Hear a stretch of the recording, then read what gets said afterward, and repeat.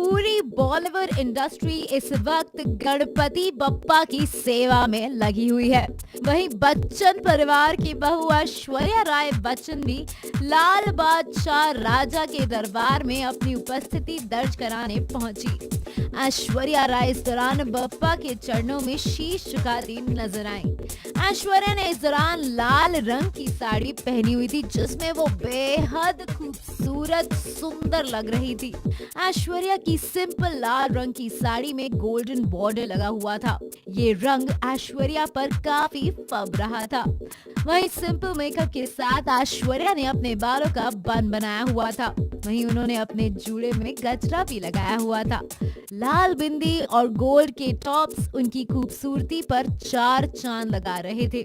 बता दूं कि जल्दी ऐश्वर्या फिल्म फन्ने खां में नजर आएंगी। बहुत सारी रिपोर्ट्स के बाद अब ये फाइनली कंफर्म हो गया है कि आर माधवन ऐश्वर्या राय की फन्ने खां का हिस्सा होंगे।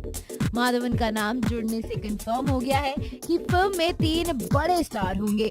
ये पहली बार होगा जब तीनों स्टार साथ में काम करेंगे। फिलहाल आप मुझे ये बताइए कि ऐश्वर्या राय की इन खूबसूरत तस्वीरों के बारे में आपकी क्या राय है।